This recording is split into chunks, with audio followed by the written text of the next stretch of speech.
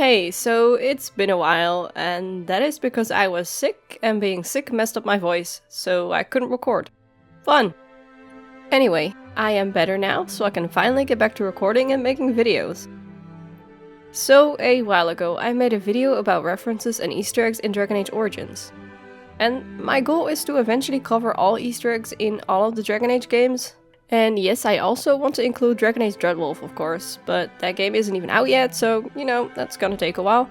But I gotta start somewhere. And today I want to cover some Easter eggs in Dragon Age 2. I won't be going over all of them, because that would be a lot, so I'll be making a part 2 of this sometime in the future. While in the Dragon Age Origins video I just talked about some of my personal favorite references, in this video I want to mainly focus on the Easter eggs that reference other video games, just so that it's easier for me to keep track of which ones I've covered already. Because the references are all related to video games, beware of spoilers for the Baldur's Gate games, Dragon Age Origins and of course Dragon Age 2.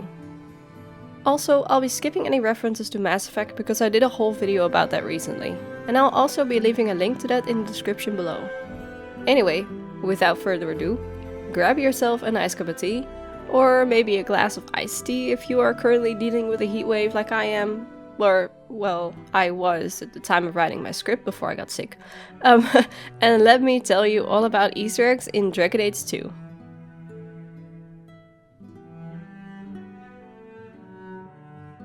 Starting off with the beginning of the game, in the prologue when meeting Flemeth, the first words she says are, Well, what have we here?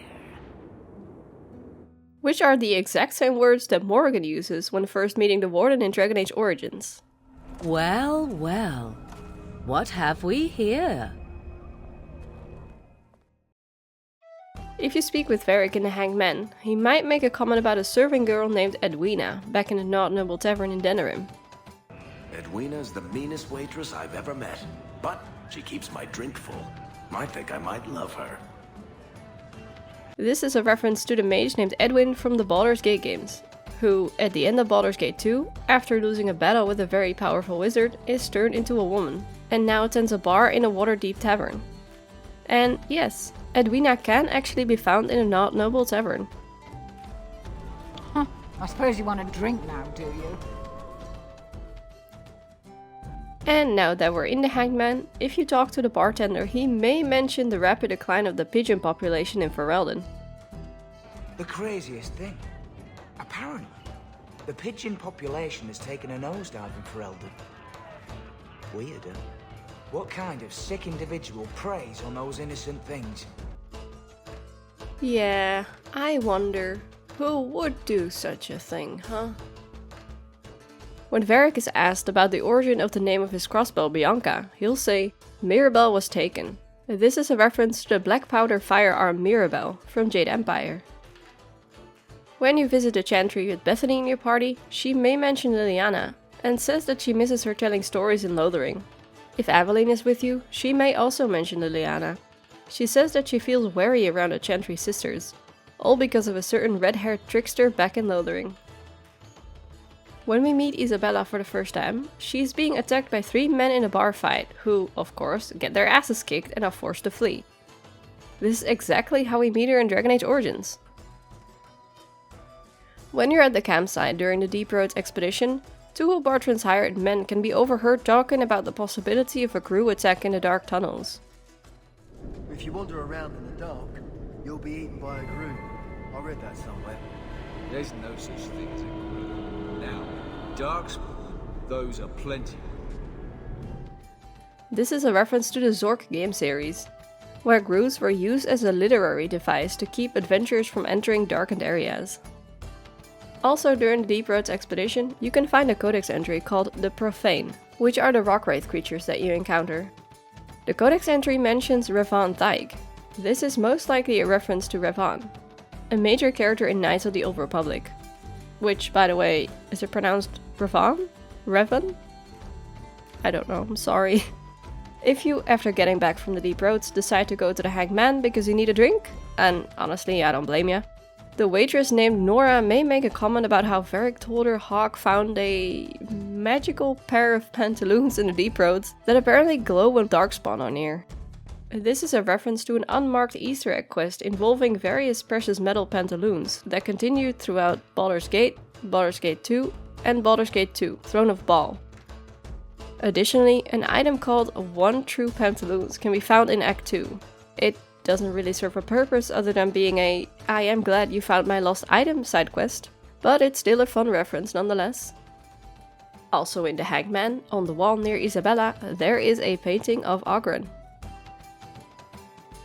When approaching the Qunari compound, a few of your companions may make a comment referencing Sten. We had one Qunari in Lothering. It was enough. If Bethany's with you, she may ask if you remember what that awful Qunari back in Lothering did, and she'll say that she is nervous having so many of them around. Alternatively, she may say that that beast back in Lothering killed one of her best friends. This is a reference to Sten killing an entire family back in Origins, with one of the kids apparently being one of Bethany's best friends. Additionally, if you go back to Gamlen's house after meeting the Aeroshock and speak to Leandra, she will even mention Sten by name. That creature Sten was horrifying enough, but a whole camp of them? The Viscount would do well to throw the lot of them back where they came from. In the Black Emporium, there is a codex entry called the Emergence Compendium, which is a big book lying on top of some crates close to the Mirror of Transformation. While this codex entry has some interesting stuff, I won't go much into detail about it because, well, this is a video about Easter eggs and references, but according to the unknown author, it is a book of which the pages fill themselves with new entries, as in, they just randomly appear. Each a single image, accompanied by a line of gibberish. The gibberish turned out to be a cipher which has been translated, but anyway, one of the images shows a hornless Qunari with tightly braided hair, with the translated cipher saying, "The envoy lied honestly." And a hornless Qunari with tightly braided hair. That does sound familiar, doesn't it? In party banter with Aveline, Meryl will say that the Qunari must like it in Kirkwall for them to be staying this long. To which Aveline responds, "From what I've seen, the Qunari don't like anything." Meryl then says that the Qunari must like some things, like sunshine, butterflies, rainbows. To which Aveline says, "If I spot a Qunari admiring butterflies, you'll be the first one to know." Yeah, Qunari and butterflies. That's a good one. That'd be hilarious, right? After Aveline and Donnic get into a relationship, Isabela teases her occasionally during party banter. While doing so, she might make a few dirty references to Origins. She might say things like, "Shank your Jory, Grey your Warden, Arl your Eamon, Cup your Joining," or the old classic, "Master your Taint." Additionally, party banter between Anders and Isabela references visiting the Pearl in Denerim and a worker there calling herself the Ley Warden. When taking Isabela to meet King Alistair in Viscount's Keep, Alistair will say that Isabela looks different, to which Isabela responds with, "Don't we all?" This is probably an in-game joke referring to the fact that Isabela looks completely different in Dragon Age Origins, which, yeah, she did. During that same meeting, Alistair will also say his very famous "Swooping is bad" line, referencing his line in Origins when first meeting Morrigan. Yes, swooping is bad. And if you still haven't had enough swooping, in party banter between Meryl and Varric in the Legacy DLC, Meryl will ask Varric if his stories will ever include griffins. Heroic griffins, the kind that swoop in to save the day. To which Varric will respond with, "Daisy, haven't you heard? Swooping is bad." During the quest The Last Straw, there is a random junk item that you can find in the Templar Hall called Rod of Fire Request Form, which is a reference to the Circle of Magi origin, in which you have to obtain a Rod of Fire. In order to do that though, you first have to get assigned a Rod of Fire request form from either Senior Enchanter Leora, First Enchanter Irving, or Senior Enchanter Sweeney, depending on the choices you made earlier during the origin. The Sir Isaac armor is an armor set that players got way back when purchasing Dead Space 2 for the Xbox 360, PlayStation 3 or PC, and it is now free to download for anyone that owns a copy of Dragon Age 2. The armor looks similar to the advanced suit from Dead Space 2, and its codex entry makes a somewhat vague reference to the game's plot. Alright, so there is one more reference I want to talk about, but to be honest, I'm not too sure about it. So, the Dragon Age wiki says that during combat, one of the companions will randomly yell, "Go for the eyes," which is a reference to Minsc and Boo from the Baldur's Gate games. For those that don't know, Minsc is a companion in the Baldur's Gate games, and Boo is his miniature giant space hamster. During combat, Minsc will often yell for Boo to go for the eyes. Go for the eyes, Boo! Really not Go for the eyes! Rask!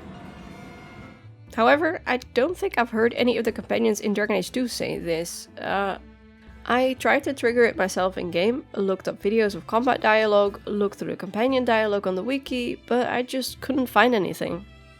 So I wasn't sure whether I should include this, but I don't know, I could be wrong and maybe I've completely missed it, but if you have heard this in game, please let me know and tell me what companion it was and if it was in the base game or maybe one of the DLC. And that's it for the Easter eggs in Dragon Age 2, for now. I know this was kind of a short one, but don't worry, I've got more coming. Thank you so much for watching. If you like this video, let me know by liking this video. Or leave a comment and let me know what your favorite Easter egg is so far. That's it for now though. Thanks again for watching and I hope to see you on the next one.